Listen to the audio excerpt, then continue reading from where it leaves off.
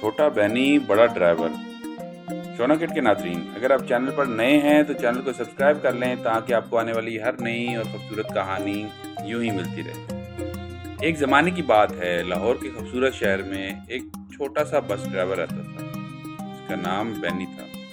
بینی اپنی عمر سے کہیں چھوٹا تھا، اس کی وردی بھی اس کے قد سے چھوٹی تھی اور یوں لگتا تھا جیسے کسی بڑے ڈرائیور کی وردی ادھار لے آیا ہو۔ اس کی ٹوپی تو ایسی بڑی تھی کہ اس کا آدھا چہرہ چھپ جاتا، لیکن وہ ہمیشہ مسکراتا رہتا اور اس کی مسکراہٹ لاہور کی گلیوں کو بھی جگمگا دیتی۔ بینی کا نیلا بس شہر بس بھر میں مشہور تھا۔ وہ روز صبح سویرے ہی اپنی بس کو دھو کر چمکا دیتا اور اس پر چھوٹے چھوٹے ستارے اور گلاب کے سٹکر لگاتا۔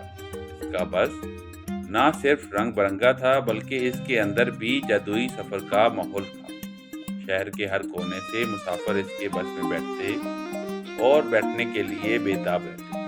ایک دن صبح جب لاہور کی درختوں سے شبنم کے قطرے گر رہے تھے اور مسجدوں کے میناروں سے اذان کی آوازیں گونج رہی تھیں، بنی نے بس کا انجن سٹارٹ کیا اور بسم اللہ پڑھ کر اسٹیئرنگ پکڑ لی۔ اسی دوران ایک ننھی سی بچی جس کا نام عائشہ تھا، 2 پونی بنائے اور اسکول بیگ کندھے پر لٹکائے بس میں چڑھ آئی۔ اس کی آنکھوں میں لاہور کی روشنی جھلک رہی تھی۔ السلام علیکم بنی بھائی، عائشہ نے چہکتے ہوئے کہا۔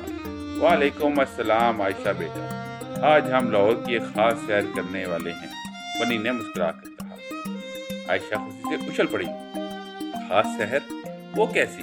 بنی نے آنکھ مارتے ہوئے کہا۔ آج ہم لاہور کی سڑکوں پر نکل کر جادوئی راستوں پر جائیں گے، تم تیار ہو نا؟ عائشہ نے زور سے سر ہلایا۔ بس نے اپنی منزل کی طرف سفر شروع کیا۔ لاہور کے جدائی راستے بس میں مین بازار سے گزری تو دکانیں، ریڑیاں، رنگ برنگے کپڑے، مہکتے مسالے اسے الوداع کہہ رہے تھے۔ پرانی عمارتوں کی کھڑکیاں بھی ان کا خیر مقدم کر رہی تھیں۔ پھر بنی نے اچانک ایک خفیہ موڑ کا رخ کیا۔ درختوں سے ڈھکی ہوئی گلی جہاں روشنی اور سایہ مل کر جادو بن رہے تھے۔ اس گلی کے آخری سرے پر ایک روشن دروازہ تھا جس پر سنہری روشنی لپک رہی تھی۔ یہ کیا ہے بنی بھائی؟ عائشہ نے حیرت سے کہا۔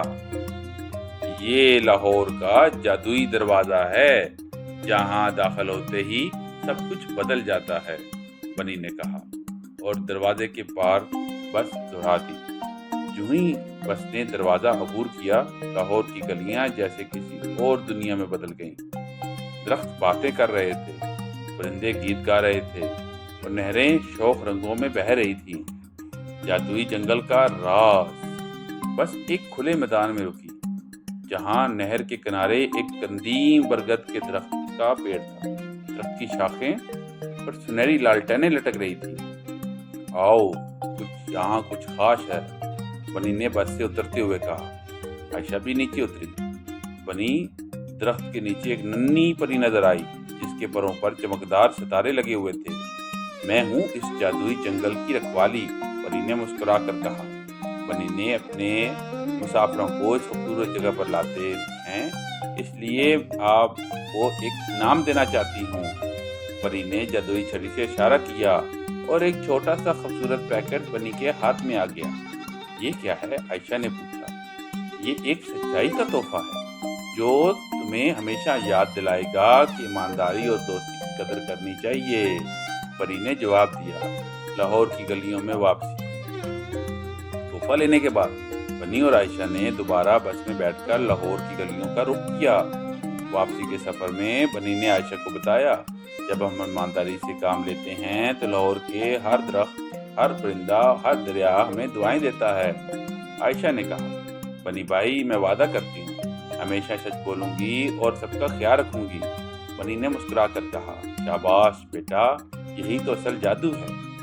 جب بس عائشہ کے گھر کے سامنے رکی تو اس نے ہاتھ ہلا کر کہا، خدا حافظ بنی بھائی، یہ سفر میں کبھی نہیں بھولوں گی۔ بنی نے بھی ہاتھ ہلاتے ہوئے جواب دیا، خدا حافظ عائشہ بیٹا، پھر ملیں گے ایک نئے جادوئی سفر پر۔ اور یوں بنی کی بس لاہور کی گلیوں میں گم ہو گئی، اپنے اگلے جادوئی سیر کی تیاری کرتے وقت۔